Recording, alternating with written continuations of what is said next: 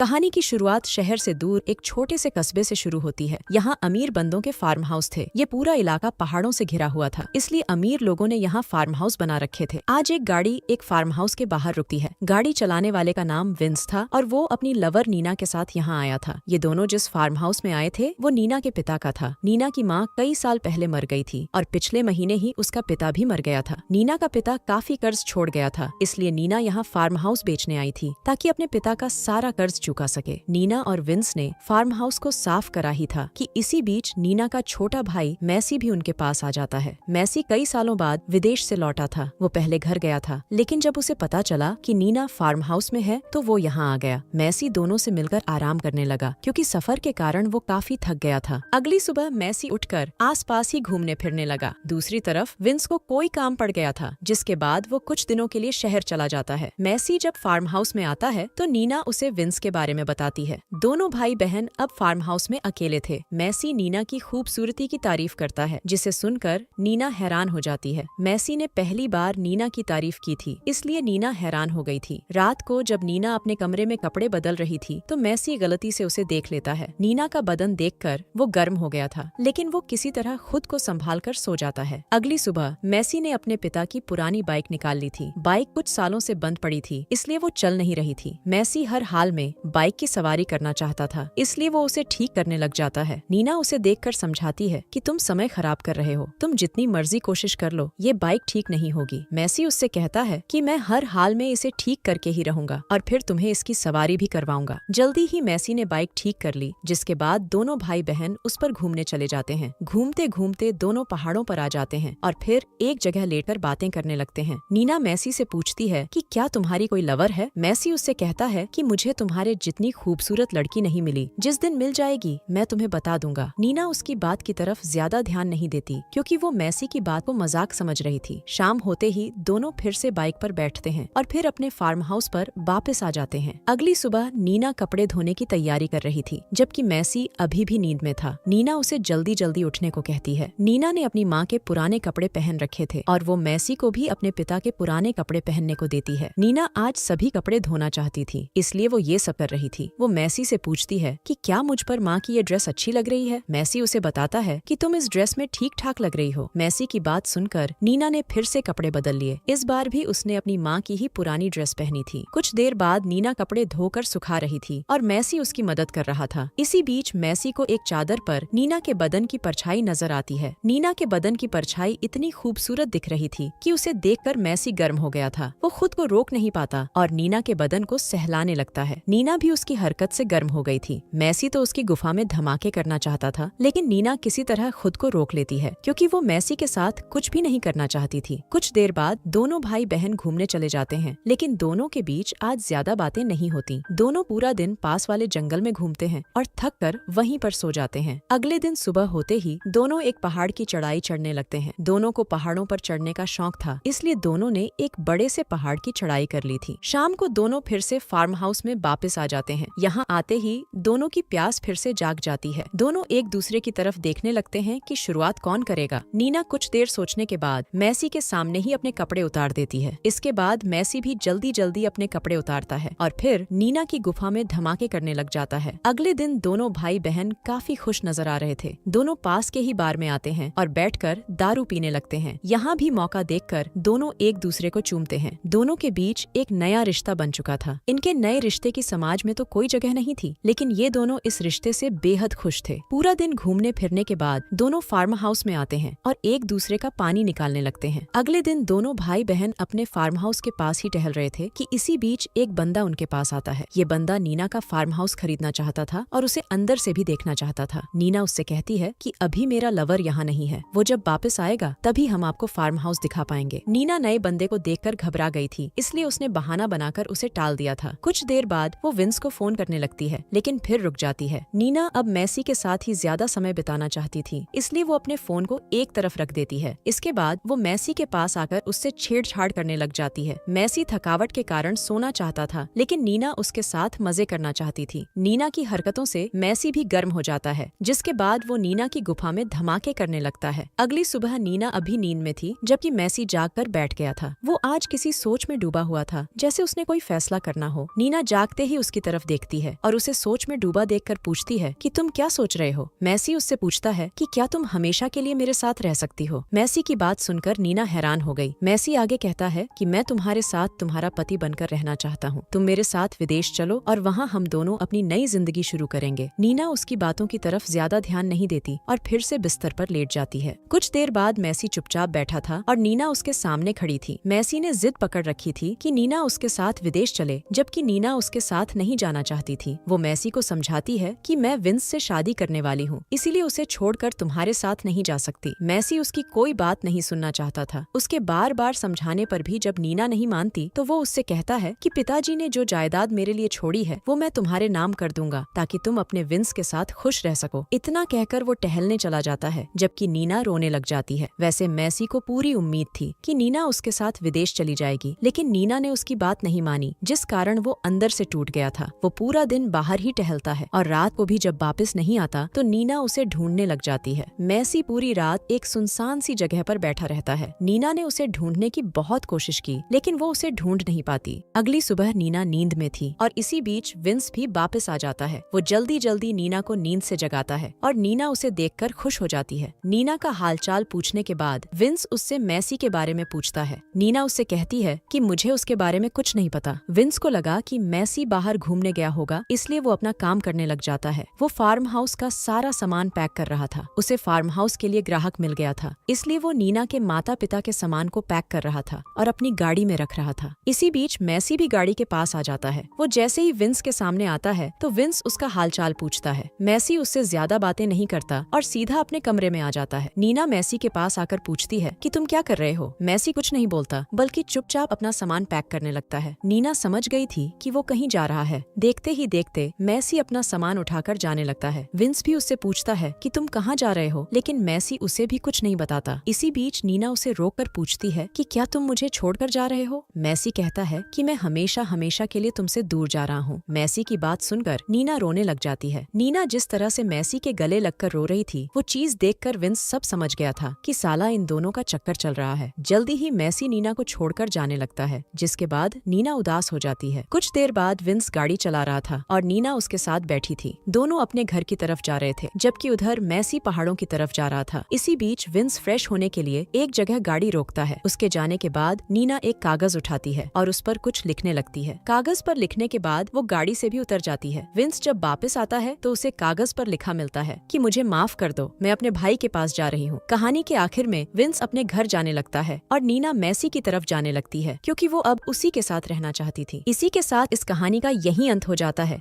हमारी वीडियो देखने के लिए बहुत बहुत धन्यवाद। अगर आप ऐसी ही वीडियोस के दीवाने हैं तो प्लीज मेरे चैनल को जरूर सब्सक्राइब करें। मिलते हैं अगली वीडियो में, तब तक के लिए नमस्कार।